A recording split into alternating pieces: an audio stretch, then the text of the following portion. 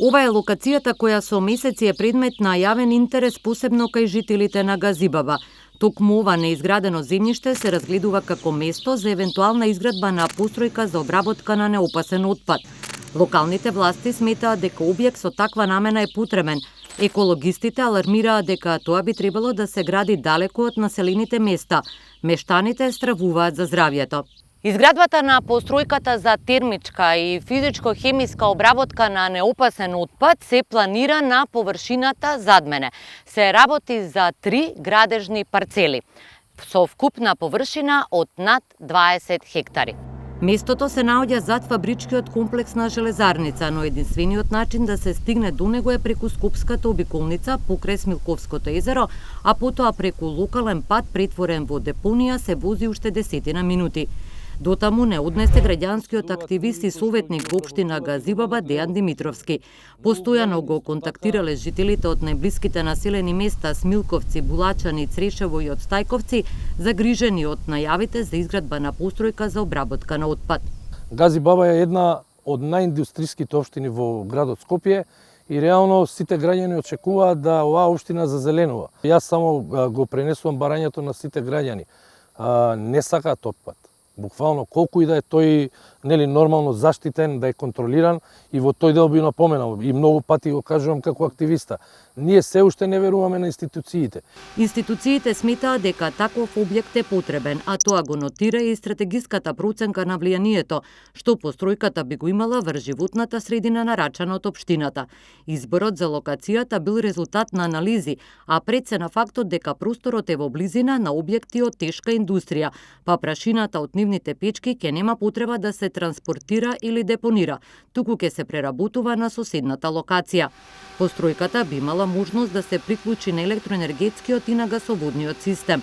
Во близина на локацијата и сега постојат неколку бунари со вода, а во стратегијата е наведено дека за технолошкиот процес ќе се користи вода од бунарите.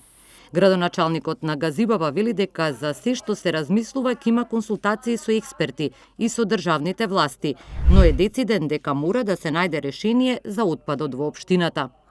Ние само направивме студија и отворивме јавна расправа за неа. Никаков заклучок не сме донеле, но мора да се размислува како државата да се справува со тој отпад, кој е генериран од сите субјекти кои стопанисуваат во железара и стои на отворено. Ние сами како општина не можеме да донесеме одлука. Ние го детектиравме проблемот и сме во комуникација со Министерството за животна средина и со владата за да се најде решение, рече Борче Георгиевски во изјава за ИКС. Експертот за животна средина Филип Иванов разговарал со Георгиевски. Ја видел студијата која ја нарачале од општината и својот став дека изградбата на ваква постројка за преработка на цинкова прашина ќе представува ризик за целиот град, му го пренесол на градоначалникот на Газибаба. Покрај тоа што таму се содржи цинк во одреден процент, во голем процент исто така во таа прашина се наоѓаат загадувачки материи кои што нормално се резултат на филтрирањето на гасовите. И затоа и во Европската листа на отпади и во нашата листа на отпади цинковата прашина е означена со звездичка, тоа значи дека представува опасен отпад. Значи зборуваме за постројка за преработка на опасен отпад.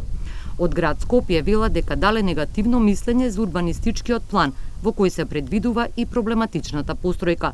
Нашиот став е дека на Скопје веќе не му е потребна тешка индустрија. Град Скопје нема да дозволи изградба на објекти за тешка индустрија во градот и сите такви урбанистички планови кои во иднина претендираат да бидат донесени од скопските општини, ние нема да ги прифатиме, велат од кабинетот на скопскиот градоначалник Петре Шилегов за ИКС. Но неговиот колега од Газибаба е изненаден и зачуден како е можно градот да дал негативно мислење кога никој тоа од нив не го ни побарал. Град Скопје не е надлежен да дава мислење за стратегија. Ние немавме ни зошто да побараме мислење. Тие велат дека нема да дозволат нешто што всушност и ние нема да го дозволиме, реплицира на изјавата од град Скопје градоначалникот на Газибаба Георгиевски. Со оглед дека дилемата дали ќе се гради или не се уште не е расчистена, невладините организации и граѓаните до општината ги испратија забелешките, откако на јавната расправа имаа можност да ја видат нацрт стратегијата за изградба на постројката. Ставот на активистите и на експертите е консистентен и тие и натаму ќе инсистираат на правото на чист воздух, посочувајќи дека вакви постројки во земјите од Европа се градат надвор од населените места, а не во подрачја со густа популација, каква што е Газибаба.